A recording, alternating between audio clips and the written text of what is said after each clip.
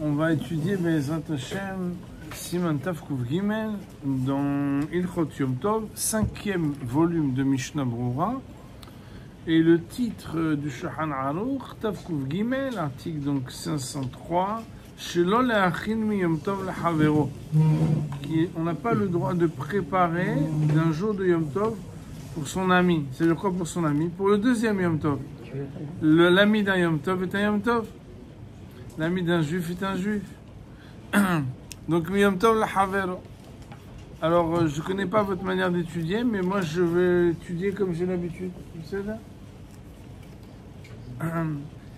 Shulchan nous dit, Seif Aleph.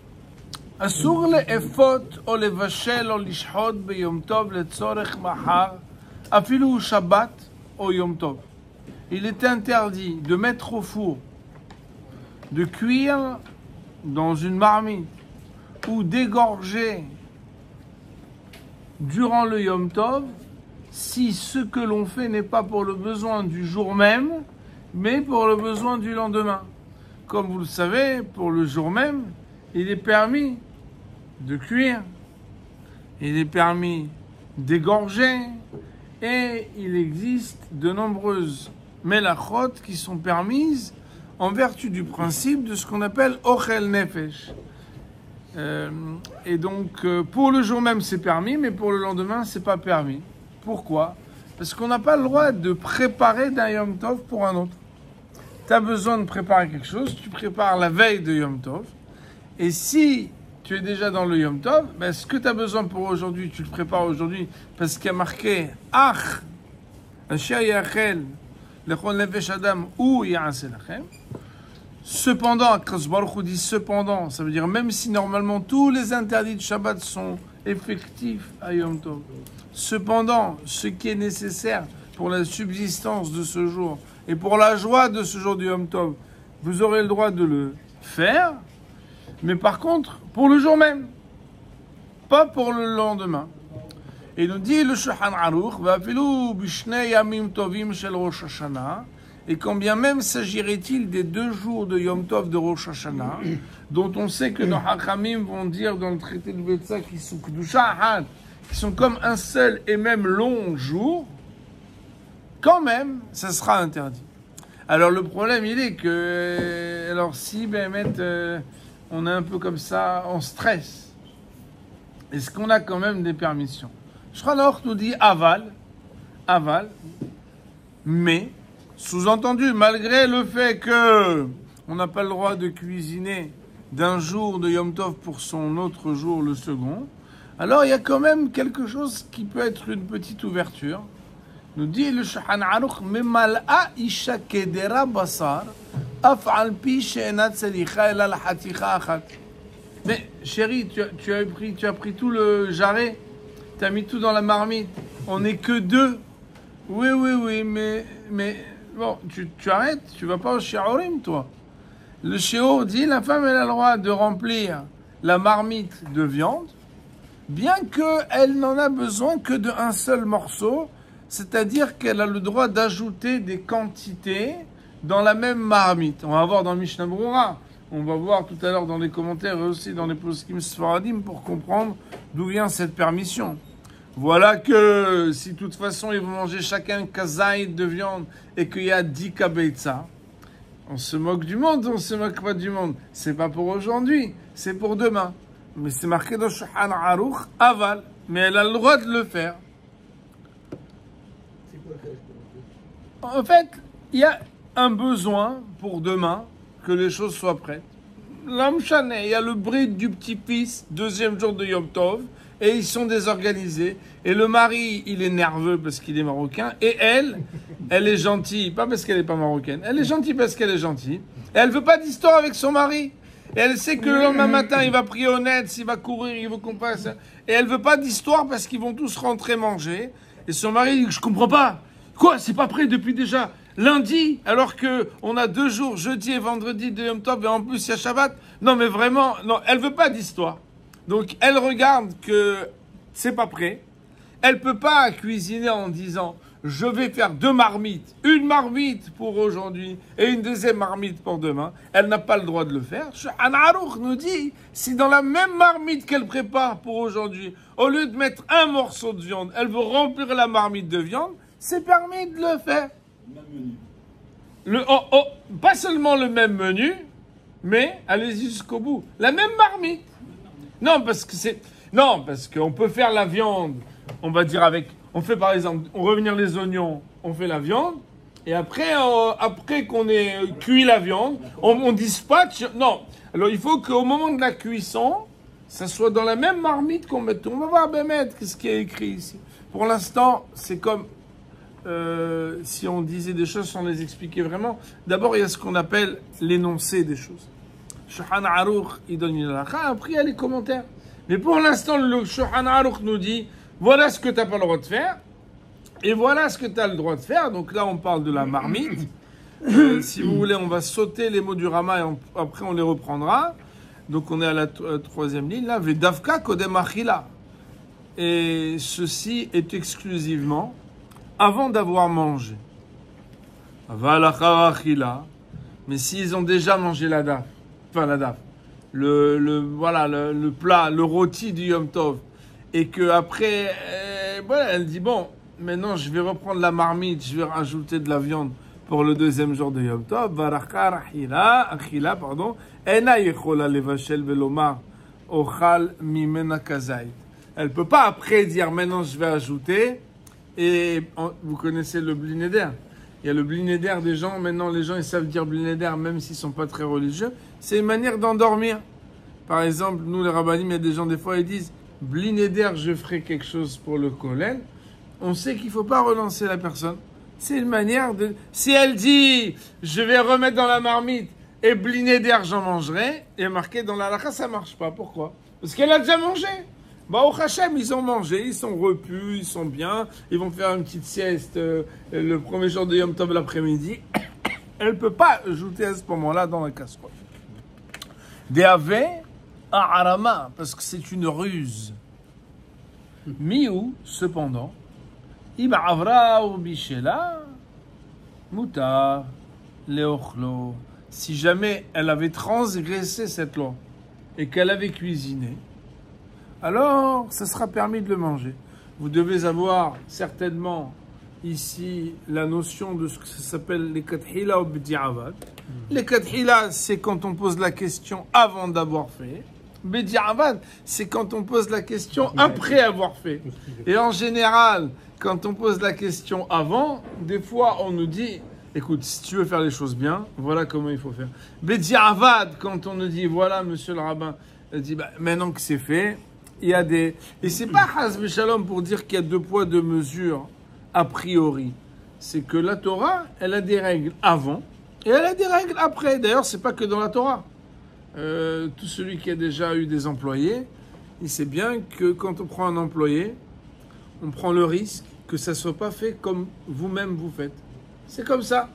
Dans le management, on sait qu'il y a un pourcentage de réussite et malheureusement aussi d'échec dans les tâches, c'est que quand on prend quelqu'un, il va pas faire les choses comme nous. Et ça veut dire qu'on est capable de ramasser un peu des fois les problèmes et d'arranger les choses. Donc en tout cas, on voit dans Shulchan Aruch qu'il y a une loi a priori, une loi a posteriori, et il y a un arrangement, c'est que même si on n'a pas le droit a priori de cuisiner du Yom Tov premier jour, pour Yom Tov 2e jour, on a le droit par contre d'être marbib shi'urim, ça veut dire de remplir la marmite. Nous allons prendre maintenant le Mishnah. Pourquoi le journal ne précise pas Houtz La'aretz? Parce qu'il n'y a pas de Yom Tov. Alors c'est... Il a pas... J'ai pas le texte. Alors vous savez... J'ai pas entendu alors cher juif, excusez-moi monsieur. Et le Shoshana, il l'a précisé. Alors si la question m'est adressée, je vais maintenant y répondre. Et on ne va pas épiloguer comme ça on va... Alors, vous avez tout à fait raison. Le fait de parler d'un Yom Tov pour l'autre implique forcément qu'on ne parle que de Houtz La'aretz. Non, mais pourquoi il et maintenant, ça veut dire quoi? Pourquoi? Il dit mais Houtz La'aretz. Non, il n'y a pas besoin de dire. Chaque fois qu'on parle de 2 Yamim Tovim, on parle de Houtz La'aretz. C'est given, c'est évident, c'est trivial. Maintenant, vous pouvez dire que cette trivialité, elle doit être précisée. Alors, vous avez raison. Nous ne parlons... Oui, alors Rosh Hashanah, c'est même en Eretz Israël. Non, mais il a précisé Rosh Hashanah, c'est pour ça que... Parce que le reste, il n'y a pas besoin de préciser. Mais à S'il y a partir deux, du c'est moment où il y a automatique. deux, c'est qu'obligatoirement on est en Salaharet charge. Ouais. Mais non. Voyons maintenant le Mishnah Berurah de manière méthodique. Il dit Mishnah Berurah, on est donc dans la première grande ligne en bas. Il y a marqué Asur la afot, les fautes. On est Seif Aleph, Seif Katan Aleph. Vous l'avez? Oui. Asur les fautes. Va'afilu davar she'eno melacha rak tirha be'alma. Même si c'est quelque chose qui ne nécessite pas un travail, mais juste une petite fatigue. Kegon, comme par exemple, adahat ke'arot ve'avaat yain. Le rinçage des saladiers. Ou bien le fait de rapporter le vin pour le lendemain. B'yom tov lahavero, gam ken asur. C'est interdit. Autrement dit, si on regarde uniquement les mots de Shulchan Aruch, on a l'impression que c'est parce que c'est cuire. Tu dis, ah ouais, si c'est une melacha mamash, t'as pas le droit de le faire d'un jour de Yom Tov pour le lendemain. Mais si c'est pas une melacha, c'est pas un travail qui est légiféré, qui est défini comme une melacha de la Torah. Peut-être que tu aurais le droit de faire d'un Yom Tov pour le lendemain. Non. Même si c'est quelque chose qui s'appelle une tirha. Une tirha, ça veut dire un dérangement. Par exemple, faire la vaisselle d'un Yom Tov pour le lendemain. Fais la vaisselle, chérie. Fais la vaisselle. Oui, mais moi, je dois aller à la synagogue. Et alors, tu vas partir pour Minha, tu rentres pas avant la nuit? J'ai pas le droit, chérie. Siman, Tov Kouf Gimel, Seif Aleph. Il faudra attendre la nuit. Et alors, tu sais quoi? Tu as raison. Je vais t'attendre que tu rentres de la choule. Tu feras quand même la vaisselle au retour. Et on mangera un peu plus tard. Alors là! C'est le Marocain. Ah non! Les poches. C'est les Marocains, la question n'a pas le droit de se poser. Non, les Marocains, exactement, ils disent pas. Ils savent. Ils connaissent ça.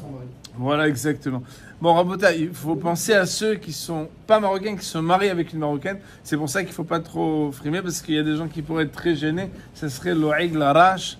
C'est très gênant. Maintenant, Rabotaï, ici on dit aussi Avat Yaïn. C'est quoi Avat Yaïn? Avat Yaïn, c'est qu'en fait, il y a un principe qui dit que normalement, on a le droit d'apporter, on a le droit de porter pendant Yom Tov. Imaginez-vous, par exemple, vous avez votre petite cave à vin, mais elle n'est pas dans la maison. Oh, Hachem, vous avez un petit endroit sympa à l'extérieur, mais qui n'est pas dans votre jardin. Vous avez un truc sérieux, quoi. Donc, vous devez marcher 3 minutes, et vous avez là-bas, avec un copain, vous avez un petit endroit, une petite cave. Il faut marcher 3 minutes, mais non, c'est Yom Tov, vous allez Yom Tov, vous portez. Alors, il faut savoir que les gens, ils pensent qu'à Yom Tov, on peut porter tout et n'importe quoi, n'importe comment. Zélon Achon. Parce que tout ce qui n'est pas les besoins du Yom Tov, alors on dit, mitok sheutra otsa letzorech utra nami shelo letzorech. Du fait que Hachamim, ils ont permis le fait de transporter quand c'est nécessaire, ils ont permis aussi de transporter quand c'est pas nécessaire. Mais quand c'est pas nécessaire, de ochel nefesh, de manger. Mais il faut que ça soit nécessaire pour le Yom Tov.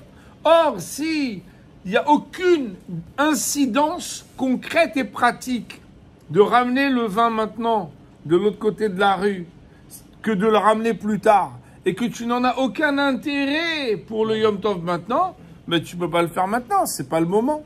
C'est la raison pour laquelle il nous dit, le Rav, qu'à partir du moment où ce que tu es en train de faire, le Yom Tov 1, tu le fais pour le Yom Tov 2, c'est pas seulement quand c'est une melacha que c'est interdit, mais même quand c'est une tirha, que Moshe Nidber, Besom Siman Tavresh Samerzain, comme c'est marqué à l'article 667, Aïn Meshekatou. Alors moi j'ai une belle édition avec les poskim Sfaradim qui est ramené dans le Mishnah Berurah de Ishmatzliah, très belle édition.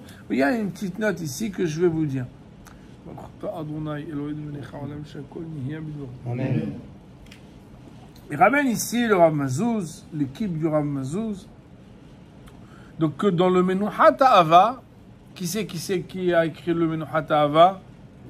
Rabbi Moshe Levi, qui était un Talmid Chacham Atsoum, un Talmid Chacham de Kisei Rachamim, qui est décédé à moins de 40 ans, qui était un illustre personnage, qui a écrit notamment sur Ilchot Shabbat Menuhat Ha'ava, sur Ilchot Brachot, Birkat Hashem, 5 volumes, sur Ilchot Ribit, 2 volumes, Milve Hashem, sur Ilchot Shvi'it, Zedevar Hashemita, etc., etc.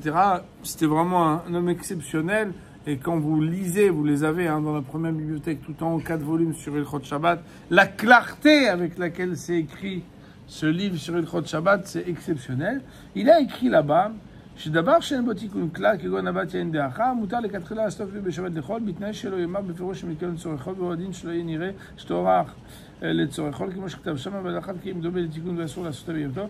Il dit qu'il y a une différence entre transporter une bouteille, où d'apparence, il n'y a pas de transformation qui est faite sur l'objet.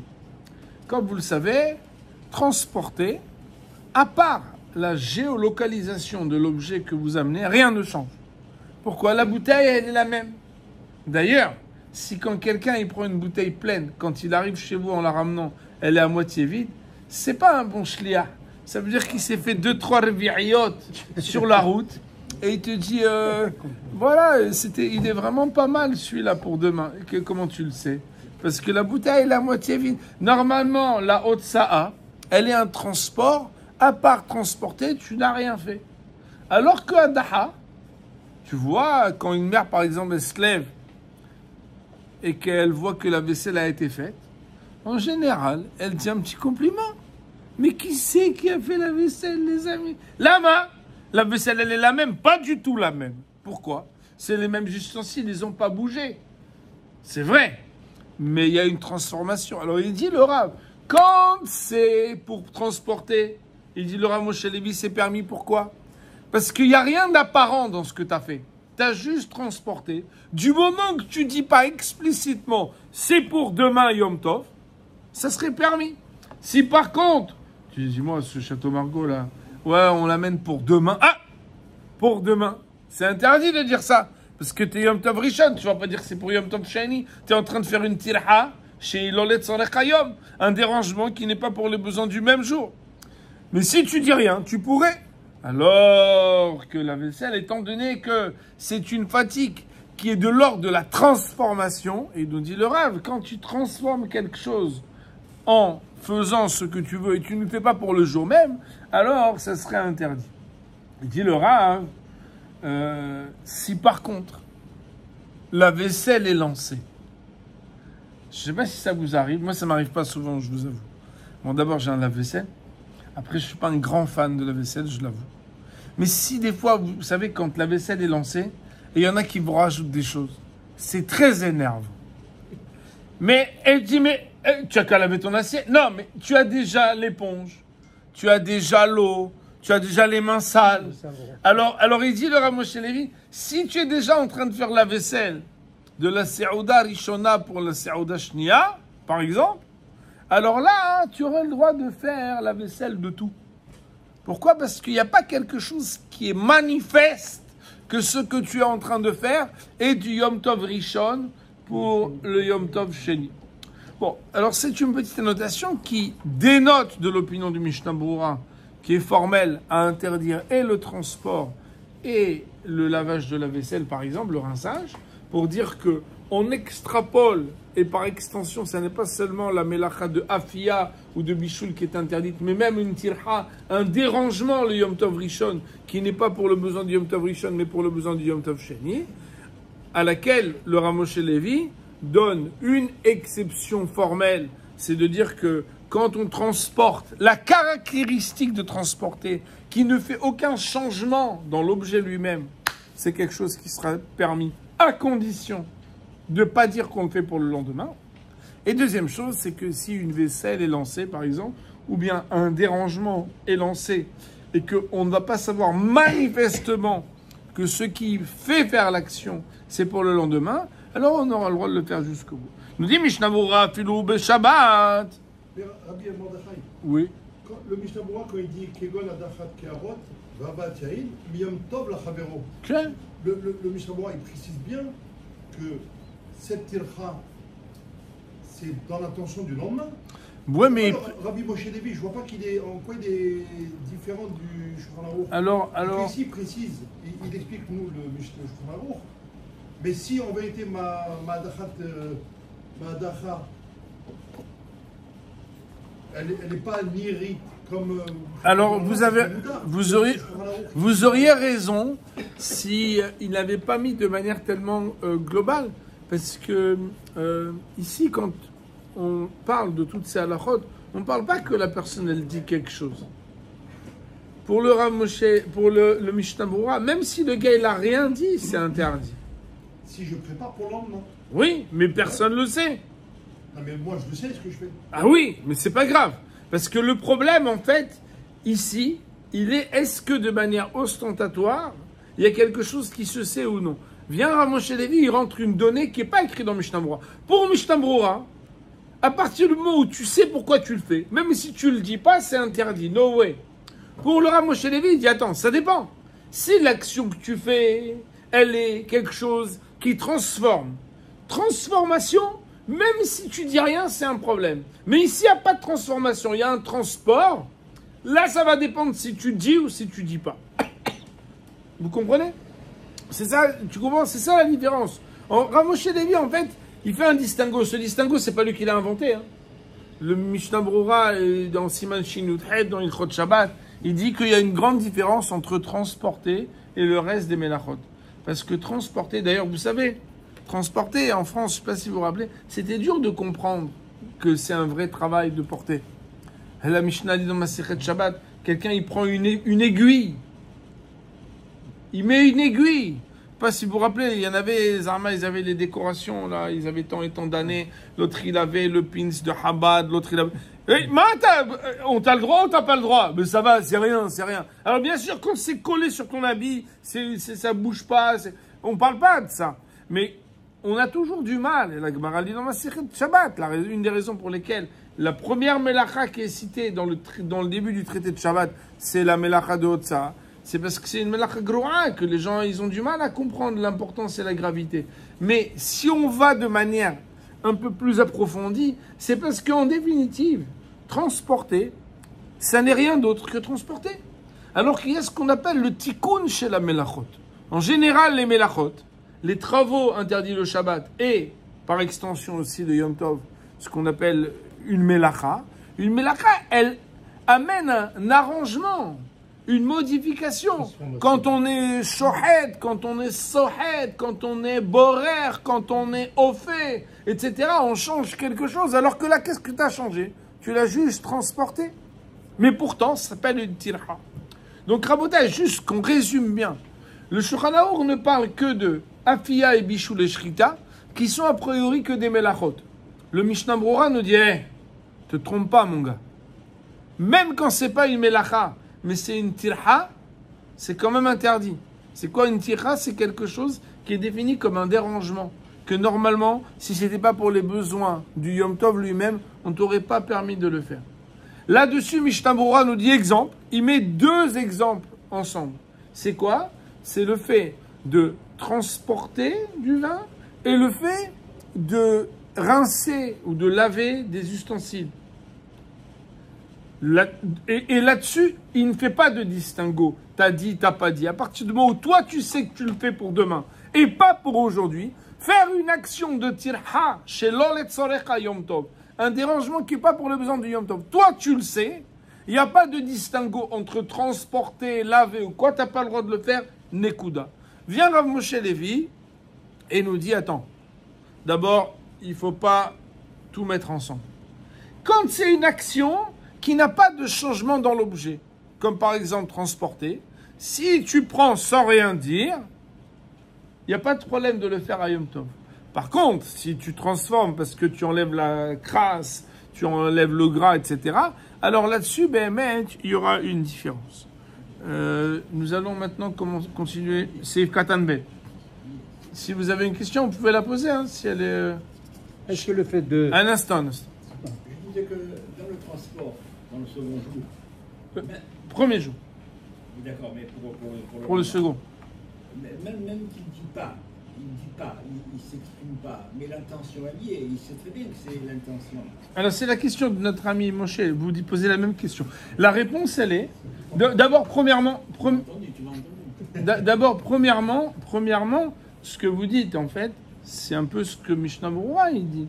Chavetz Chaim, il dit, à partir du moment où la définition de l'action, toi, tu sais pourquoi tu l'as fait. Tu l'as fait pour le lendemain, c'est interdit. Ça, c'est ce qui est écrit ici.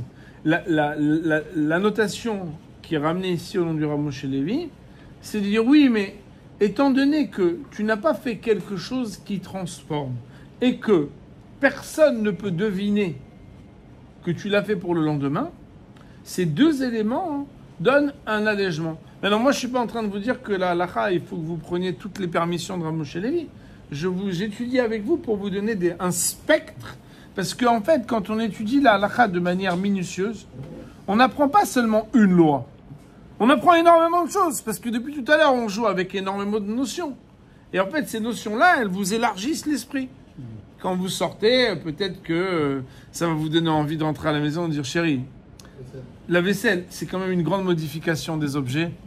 Alaï, va chercher la bouteille de vin pour midi, ça sera plus facile pour toi. Je ne sais pas qu'est-ce que vous allez en faire, mais vous comprenez. Après, ici, c'est important de savoir qu'il y a des ouvertures dans la halakha. Les gens pensent que la halakha, c'est quelque chose de rigide et de bête. Il faut savoir que la halakha, c'est tout sauf rigide et bête.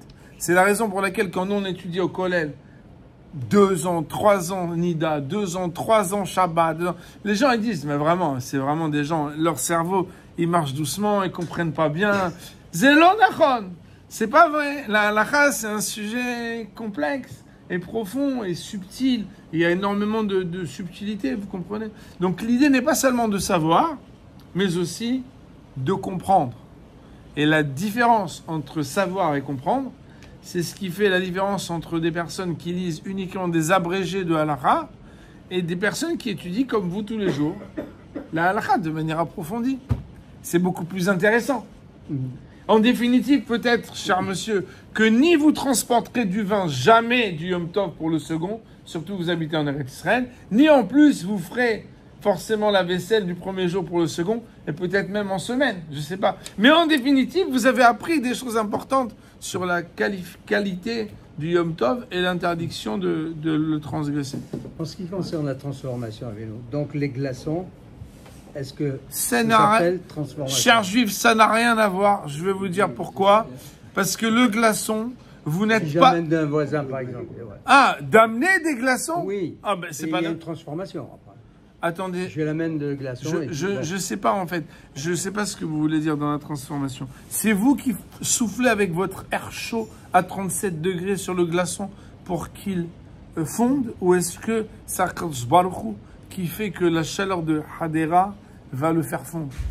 Je ne sais pas si on peut rentrer dans ce sujet. Selon moi, il n'est pas connecté. Parce vous avez parlé de transformation. Alors, si j'amène le glaçon, il est glaçon. Après, c'est de l'eau, le temps de venir. Oui. Si je vais le chercher chez un voisin. Oui, mais je pense que vous faites une erreur dans cette analogie.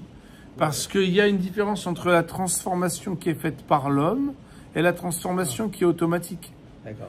Donc, voilà, le fait de transformer un solide en un liquide, si ce n'est pas vous qui le faites, je ne pense pas que quelqu'un peut imaginer que s'il amène une glace qui fond, il transgresse un interdit de Oraita Shabbat parce qu'il a transformé en liquide. Et que les gens disent, mange-la vite, tu es en train de la transformer, tu veux quoi? Tu veux être Hayav Hatat? Pas du tout. Il peut la manger tranquille. Vous comprenez? C'est pas la même chose. C'est ce qu'on appelle Midé Dememail. C'est quelque chose qui est automatique, c'est pas une action que vous faites. Voilà. Si c'est 30 minutes, on a terminé. 5 minutes. 5 minutes? Oui. Vous avez parlé de transporter pour Yom Tov. Mais transporter peut-être à l'étranger, à Khoutzaaret, il n'y a pas des roues. Ça, c'est interdit. Ça, c'est interdit. En Eretz Israël, il y a les roues tout le temps dans toute la ville. Alors, vous posez une excellente question. Alors, vous avez raison. Il est vrai que dans un endroit où, de toute façon, même Shabbat, on aurait le droit de porter, parce que il n'y a pas, on va dire, la définition même de la Melacha, ben à ce moment-là, il n'y aura pas de limitation du tout, le premier Yom Tov pour le second. C'est une excellente remarque. Donc, il est vrai, et d'ailleurs, c'est écrit ce que vous dites, parce que dans le Shulchan Aruch, plus haut, quand on parle de la Melacha de Hotza et qu'on la définit pendant Yom Tov, on va dire que quand est-ce qu'on a besoin d'arriver à Mitor chez Outra Hotza, Letzorer, Outra chez le Letzorer, que toutes les actions de transporter sont permises à Yom Tov. C'est uniquement dans un espace où on a besoin d'arriver à ça pour le permettre. Mais si, basically, de manière déjà standard, pour des procédés qui sont qu'on n'a pas de Reshut Harabim d'Oraita et qu'on a un Eruv, etc., bah à ce moment-là, vous avez raison. Et dans ce cas-là, on aura même droit de prendre la bouteille de vin le premier jour de Yom Tov pour le second jour, de la même manière que vous avez le droit de le prendre de la cuisine pour le mettre sur la table du salon, il n'y a pas de problème, parce que ça, c'est pas une tirha. C'est vrai, c'est une excellente remarque. Vous avez bien fait de le dire. C'est vrai que ça paraît évident, mais peut-être j'aurais dû le préciser, puisque ici on parle de 2 jours de Yom Tov, et comme 2 jours de Yom Tov, c'est forcément Chutza La'aretz, et que même s'il y a certaines villes en Chutza La'aretz où il y a un Eruv, ça reste quand même rare. Et même s'il y en a qui vont dire qu'à Côte-Saint-Luc, qu'à Montréal, ils ont un Eruv, et qu'à Strasbourg, ils ont un Eruv, c'est quelque chose qui reste rarissime en Chutza La'aretz, et que par défaut, quand on parle de Chutza La'aretz, on ne parle pas d'endroits où il y a un Eruv, sachant que même dans les villes que je vous ai citées, pas tout le monde transporte, parce qu'il y a ici un autre sujet. Nous, par exemple, même à Yerushalayim, d'après l'opinion des Sfaradim, vous savez, il y en a qui sont mahmirim de pas transporter, parce que c'est pas évident que d'après l'opinion du Shulchan Aruch, la définition de Reshut Harabim d'Oraita soit plus de définir qu'il puisse y avoir 600 000 personnes qui passent dans la même journée que uniquement 16 amas de largeur. Et à partir du moment où il y aurait un Reshut Harabim d'Oraita, le Eruv ne pourrait pas marcher. Mais ça, c'est un sujet qui ne va pas nous concerner maintenant, parce que une question est bonne si elle ne nous fait pas sortir du sujet. Comme elle était bonne et excellente, on ne va pas faire à cause de ça une... Oui, elle était bonne. Bah écoutez, Rabotai, on va s'arrêter là pour aujourd'hui. On va dire Baruch Nei Le'olam, Amen ve Amen.